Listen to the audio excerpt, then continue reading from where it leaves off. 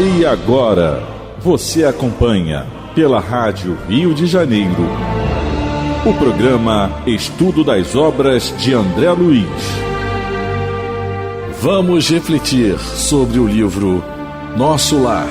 Produção e apresentação, Tereza Cristina e Marco Antônio.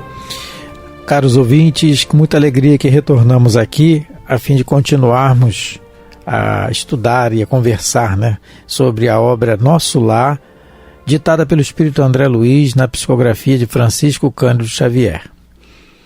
E nós estamos no capítulo 4, O Médico Espiritual. Olá, ouvintes da Rádio Rio de Janeiro, é um prazer novamente estarmos juntos, dando continuidade ao estudo da obra Nosso Lar, no capítulo 4, O Médico Espiritual. No último programa, nós conversamos sobre, iniciando o capítulo, iniciamos no último programa, nós conversamos sobre a necessidade que o André Luiz teve de repouso, que vai ser a grande maioria de nós. Falamos sobre a bênção, ele sentiu a bênção radiosa do sol amigo, aquilo que fez bem a ele, para uma pessoa. Fizemos um comentário sobre as pessoas que gostam e que querem sair provavelmente de uma depressão, de um estado de tristeza, e procurar a energia do sol, procurar se movimentar e não ficar entre quatro paredes, no escuro. Comentamos sobre isso. E logo a seguir, o André Luiz coloca os pontos sombrios que vai na sua alma, apesar do reconhecimento que já está tendo de tudo que ele está recebendo, sorvendo a alegria da vida, como palavras dele. Mas ele tem os pontos sombrios que são o apego à família e a saudade do lar. Na realidade, o apego ao lar e à família, Isso. Eu só queria colocar que no programa passado eu dei 2 exemplos. Um no livro Entre a Terra e o Céu está no capítulo 23, Apelo Materno.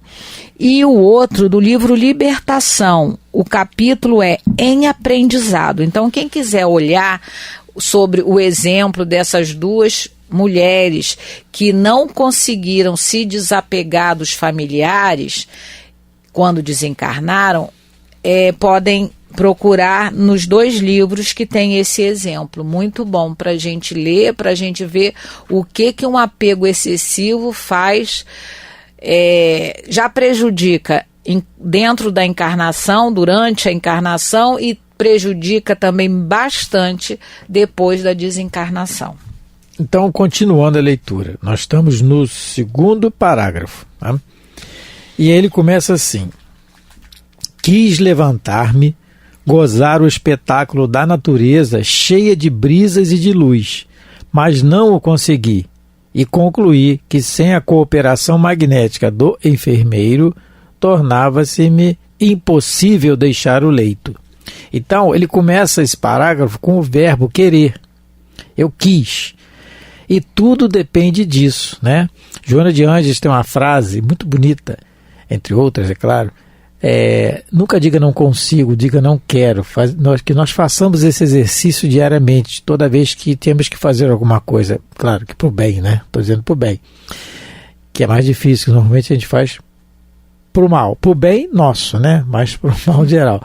Então, que a gente exercite isso. Nunca diga, não consigo, diga não quero. Porque exercitando isso, esses verbos, dentro de nós, nós vamos começar a adquirir um hábito do esforço, E o hábito, segundo os Espíritos, cria uma segunda natureza em nós, Se habituar no bem, se habituar no esforço, Então ele começa esse parágrafo assim, com esse verbo, que ele quis levantar, ele quis gozar. Novamente ele está colocando, olha, já no capítulo anterior, no início desse, novamente ele coloca em gozar o espetáculo da natureza, cheia de brisas e de luz. É uma bênção. Agora, esses dias que está fazendo um frio muito grande aqui no Rio de Janeiro, mas tem tido um sol tão bonito, limpo, e eu estava caminhando outro dia na rua e um conjunto de árvores, um arvoredo, perto onde eu moro, tem, na praça, e os pássaros ali numa cantoria, numa sinfonia, vamos dizer assim, maravilhosa, E aí parei assim no estacato e olhei e falei, meu Deus, muito obrigado pelas sensações que eu tenho de poder ouvir, de poder falar, de poder caminhar nessa encarnação.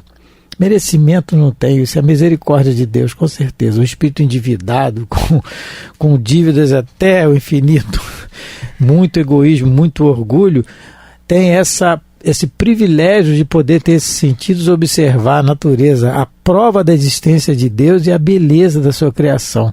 Não é? Quem não se encanta com o sorriso de uma criança ainda passando pela praça para completar, que a gente às vezes até conversa, né, Tereza? A prova do amor, a prova do amor de Deus está em toda parte. Mas um detalhe, a cereja do bolo é uma criança, o sorriso de uma criança, né? Nova oportunidade. É uma nova oportunidade evolução. daquele espírito que a gente não sabe que é, não tem que saber mesmo, aquela coisinha fofa. Então, ele fala novamente aqui na natureza, do espetáculo da natureza, cheia de brisas e de luz. Novamente ele fala da luz solar, novamente. Então, nós preparando o estudo, né, para a gente conversar, nós colocamos aqui que essa questão do sol, da luz solar, eles ajudam a transformar uma substância chamada melatonina, né? Essa substância ela pode intensificar os quadros de depressão em grande quantidade, e os raios solares ajudam a transformar a melatonina em serotonina, que é um neurotransmissor relacionado ao nosso humor e bem-estar. Então veja que essa máquina maravilhosa que é o corpo humano, nós vamos falar dele ainda, ela já é preparada para isso, tudo conjugado para receber as bênçãos do Criador, né? Então nós raciocinemos sempre nisso. O André Luiz, ele coloca aqui que ele não conseguiu, ele quis, a vontade ele tinha, mas ele, fisicamente falando, ele não conseguia levantar da cama. Ele diz que sem a cooperação magnética do enfermeiro, quer dizer, sem os fluidos revigorantes que o enfermeiro passava para ele, ele não conseguiria levantar da cama. Eu estava aqui lendo agora e me veio uma coisa à cabeça. A gente, quando algum parente nosso desencarna, algum afeto nosso desencarna, a gente fica logo preocupado em receber mensagem e querer saber notícia e reza às vezes. Tem pessoas que rezam, meu parente que já foi, me ajuda, eu estou passando por problema. A gente vê que há toda uma perturbação após a desencarnação. A maioria de nós vai chegar no mundo espiritual como enfermos, porque vamos ver aqui que realmente o André Luiz foi pelo suicídio não direto, mas pelo indireto, nós vamos ver aqui nesse capítulo. Então, nenhum de nós vai chegar bem ao mundo espiritual e para poder ajudar quem quer que seja. Nós devemos ter muito cuidado com os pedidos que a gente faz aos desencarnados, aos parentes e amigos. Se eles pudessem, claro que eles ajudariam, mas eles não podem. A maioria de nós, quase 90%, né, da população da Terra, vai chegar ao mundo espiritual combalido, fraco, por conta de toda a problemática, de tudo que viveu enquanto encarnado. A maioria o planeta é um planeta de prova e expiação. Todos nós passamos por aflições, por testemunhos. Não tem como a gente chegar lá na postura, na posição de um espírito superior, porque nós não o somos. Então, lendo isso agora, eu percebi que isso aqui, André Luiz, nas entrelinhas, está dizendo para a gente, olha, quem chega ao mundo espiritual chega fraco, doente, precisa de ajuda dos espíritos já equilibrados para poder se equilibrar no mundo espiritual. A gente tem, na obra própria do André Luiz mesmo, a gente tem uma outra situação em que essa doação de fluido, ela é muito importante, essa permuta de fluidos, para que a pessoa possa se tornar forte. No livro Obreiros da Vida Eterna, no capítulo 10, nesse capítulo, lá que se passa, a primeira parte do livro se passa na Casa Transitória de Fabiano de Cristo. É uma instituição socorrista que existe no mundo espiritual, e lá tem uma determinada época em que o André Luiz vai estagiar lá, que vai passar um fogo purificador, que é um fogo que vai limpar a psicosfera daquele lugar espiritual que estava muito denso de pensamentos negativos, de ódio, de maldade, de perversidade. Esse fogo purificador é um instrumento que a espiritualidade usa para poder sanear a determinadas regiões do astral e queimar os fluidos dos pensamentos dos espíritos que estão ali. Então o André Luiz, nesse dia que vai passar esse fogo purificador de limpeza, foram avisados alguns espíritos que se encontravam naquela região para que eles saíssem, para que eles aproveitassem a oportunidade para se renovar mentalmente. Eles foram avisados em dias prévios. Só que alguns vinham só com o discurso de arrependimento. E aí a irmã Zenóbia fala, e o Alexandre, não é, que é o Jerônimo, que é o mentor nesse livro, o Jerônimo fala que aqueles que realmente estivessem com vontade de se renovar, eles viriam aureolados com uma certa luminosidade. E nisso André Luiz vê esse grupo chegando, mas interessante, e ele percebe, é que todos eles vêm abraçados uns aos outros. Eles estão trocando esse fluido, porque o individual é como o André Luiz, está muito fraco. Mas juntando o fluido de cada um deles, eles se tornam mais fortes. Apesar de que, no livro, ele relata que na hora que eles têm que pousar na casa transitória, eles têm que soltar. E aí o André Luiz usa uma imagem muito interessante. Eles são quais aves de asas partidas, né, caídos ao chão. Mas para a gente ver o quanto no mundo espiritual nós não vamos ter essa fortaleza que muitas vezes a gente acha que tem no corpo, só acha que tem, mas não tem também. Então, o André Luiz, ele não consegue levantar sozinho porque ele está ainda muito combalido, ele está fraco, ele precisa desse apoio fluídico desse enfermeiro, que é, no caso, o que está assistindo. E que nós possamos nos lembrar, então, de quando um dos nossos amores, dos nossos afetos desencarnarem, que a gente não pode querer que eles imediatamente dê comunicação, que eles imediatamente respondam às nossas interrogações, aos nossos petitórios, porque eles chegam, como o André Luiz, como todos nós chegaremos, numa fase bem ainda combalida, bem fracos. É isso que esse parágrafo está mostrando para a gente nas entrelinhas, para a gente ficar um pouco atento quanto a isso, que a gente faça prece por eles, claro, é a nossa saudade, mas fazer prece pedindo que eles continuem no aprendizado, que eles possam ser cada vez mais fortalecidos para o trabalho no bem, porque a vida continua, não é isso, Marco? Sobre isso que a Teresa está falando, no Livro dos Espíritos, na pergunta no capítulo da volta à vida espiritual, Kardec coloca o subtítulo Perturbação Espiritual. E na pergunta 163, os espíritos respondem a ele sobre o questionamento que ele faz se a alma vai ter consciência de si mesma logo depois que morre, né? Se tem consciência do que está acontecendo. Os espíritos respondem que não, que a alma passa algum tempo em estado de perturbação. Esse algum tempo, isso é relativo, cada caso é um caso. Né? No caso de André Luiz, 9 anos. No caso de André Luiz foram 8 anos. 8. Né? Pelo que conta aqui no livro.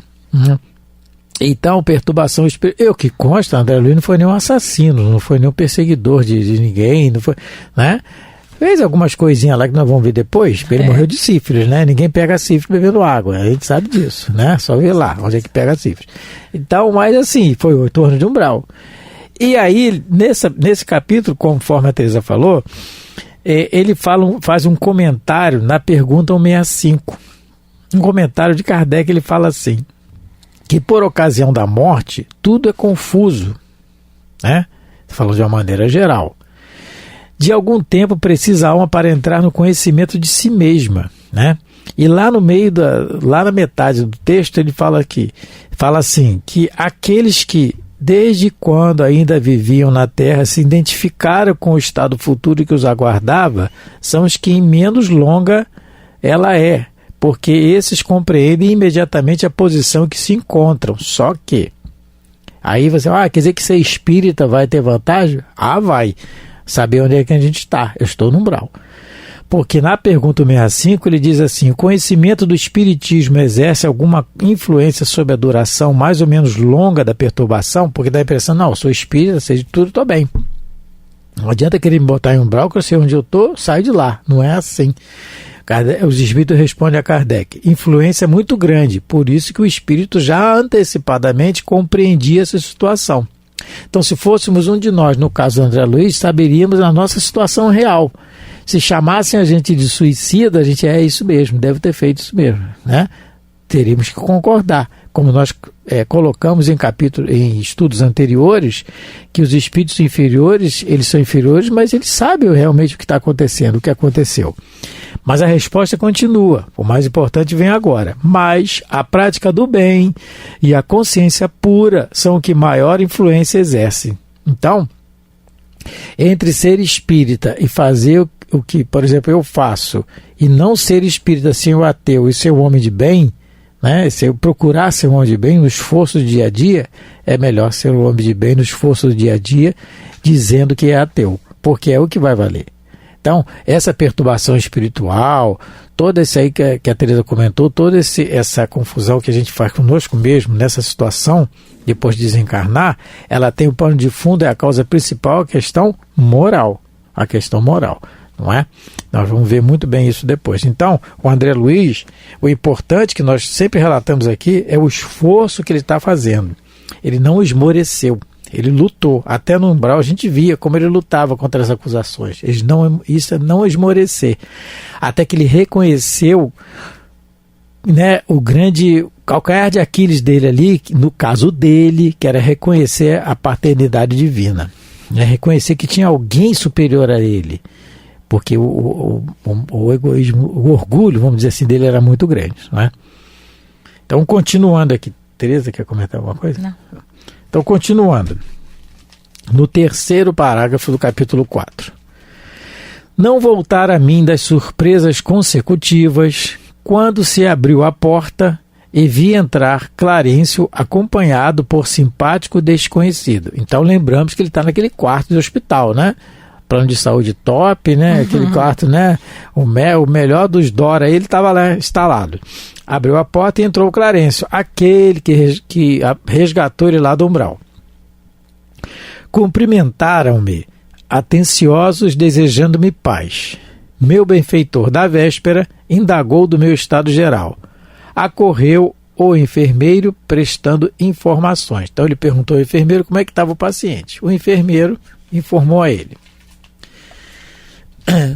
Informou, e aí o sorridente, o velhinho amigo, Clarencio, apresentou-me o companheiro. Tratava-se, disse, do irmão Henrique de Luna, do Serviço de Assistência Médica da Colônia Espiritual.